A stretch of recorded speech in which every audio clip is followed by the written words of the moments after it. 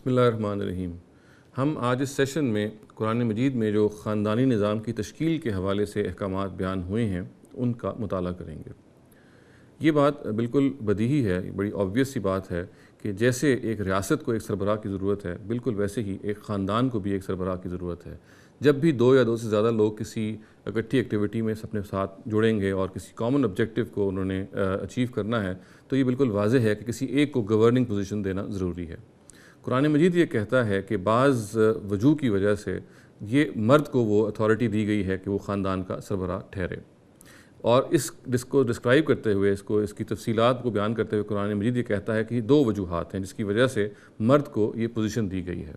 پہلی بات تو یہ ہے کہ وہ خلقی طور پہ یعنی ٹیمپرامنٹلی اور فزیکلی زیادہ سوٹیڈ ہے، زیادہ موزوں ہیں اس کام کے لیے، اور دوسری بات قرآن مجید نے یہ کہی ہے کہ اس پر خاندان کی جو معاشی ذمہ داری ہے وہ ڈالی گئی ہے۔ ظاہر اس کا یہ مطلب نہیں ہے کہ خاتون جو ہے وہ معاشی طور پر ایکٹیویٹی نہیں کر سکتی، اس کا صرف یہ مطلب ہے کہ اس پر معاشی ذمہ داری نہیں ڈالی گئی۔ اور دوسرے لفظوں میں ہم یہ کہہ سکتے ہیں کہ قرآن مجید نے ان دو وجوہات کی بنیاد پہ، یعنی یہ کہ ایک مرد کی جو خلقی صلاحیت ہے وہ اس کام کے لیے زیادہ موزوں ہے، اور دوسرا یہ کہ اس کو اس خاندان کو چلانے کی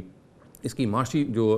فائنینشیل رسپانسبلٹی ہے وہ ایک مرد پہ ڈالی ہے۔ اس وجہ سے مرد ہی کو سربراہ بنایا گیا ہے۔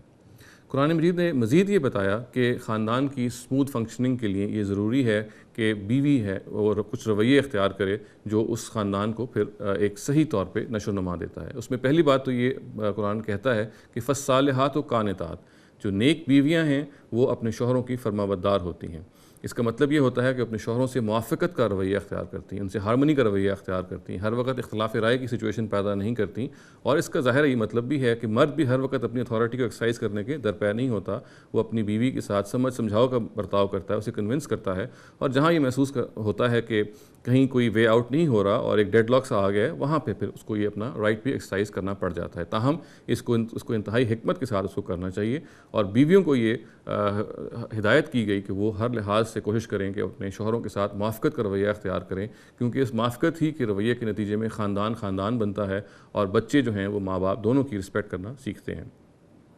دوسری بات جو قرآن مجید نے بیان کی وہ یہ ہے کہ ایک جو نیک بیویاں ہوتی ہیں وہ حافظات للغیب ہوتی ہیں۔ اس کا مطلب یہ ہے کہ وہ شوہروں کے جو راز ہیں ان کی حفاظت کرتی ہے۔ یہ معلوم اور معروف بات ہے کہ ایک خاندان کے اپنے راز ہوتے ہیں، اور ایک خاتون اگر ان کو افشا کرنے پہ آ جائے، ان کو معاشرے میں بیان کرنے پہ آ جائے تو ایک مرد کی عزت بالکل داؤ پہ لگ جاتی ہے۔ چنانچہ ایک اچھی خاتون سے، ایک اچھی بیوی سے یہ توقع کی گئی کہ وہ اپنے شوہر کے رازوں کی حفاظت کرے گی، اور اس کے لازمی نتیجے کے طور پہ یہ بات بھی بالکل قطعی ہے کہ شوہروں کو بھی یہی رویہ اختیار کرنا چاہیے، ان کو بھی اپنی بیویوں کے رازوں کی حفاظت کرنی چاہیے۔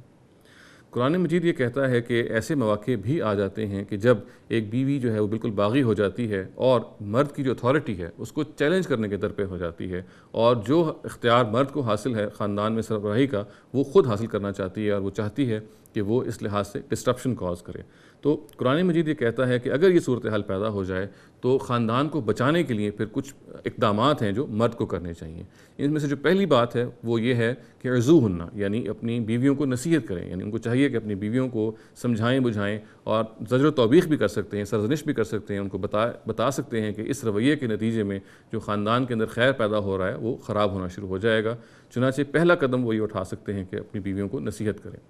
اگر اس سے بات نہیں بنتی، بیوی اپنے اس باغیانہ روش سے باز نہیں آتی، تو پھر اگلا سٹیپ ہے جو قرآن سجیسٹ کرتا ہے، اور وہ یہ ہے کہ وَاہْجُرُوهُنَّ فِی الْمَضَاجِعِ، یعنی ان سے جو قریبی صنفی تعلق ہے اس کو ختم کر لیا جائے، تاکہ ان کو یہ بات کنوے ہو کہ جو کچھ وہ کر رہی ہیں وہ خاندان کے اس پوری بنیاد کو چیلنج کرنے والا ہے، اور اس خاندان کے ادارے کو ختم کرنے کے خدا نخواستہ باعث بن سکتا ہے۔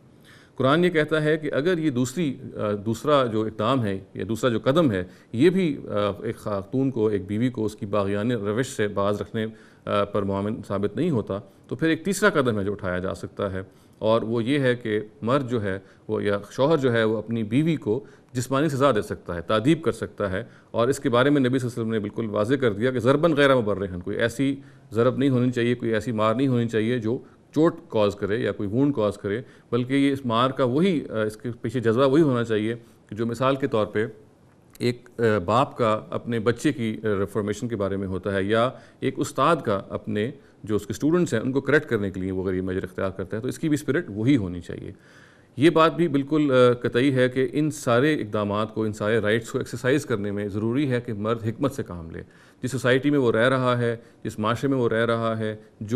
جس دور میں وہ زندہ ہے، یہ ضروری ہے کہ یہ دیکھے کہ اگر ان اقدامات، خاص طور سے جو تیسرا اس میں جو آپشن ہے جس میں وہ اپنی بیوی کو فزیکلی مارتا ہے، اگر یہ محسوس کرتا ہے کہ یہ رائٹ اس کو ہے، مگر بہرحال اس رائٹ کو ایکسرسائز کرنے میں، اس آپشن کو ایکسرسائز کرنے میں خاندان کہیں مزید جلدی ٹوٹ پھوٹ کا شکار نہ ہو جائے اور یہ پورے کا پورا جو میجر اڈاپٹ وہ کر رہا ہے یہ کاؤنٹر پروڈکٹیو نہ ہو جائے، یعنی اس کے نتیجے میں خاندان بچنے کے بجائے خاندان ٹوٹنا شروع ہو جائے، تو ضروری نہیں ہے کہ اس رویے کو بھی اختیار کرے یا اس میجر کو بھی اڈاپٹ کرے۔ بات صرف اتنی ہے کہ یہ آپشن ہے جو ایکسرسائز کر سکتا ہے، اور آپشن ایکسرسائز کرنے میں اس کو بہرحال حکمت اور حالات کو دیکھنا ضرور چاہیے۔